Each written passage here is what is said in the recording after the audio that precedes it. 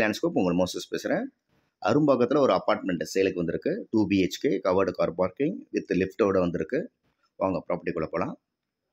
இது 2 BHK full semi furnished, small balcony இருக்குது. இது பில்டிங்கோட ஏஜ் பார்த்தீங்கன்னா 4.5 வருஷம் ஓல்டு.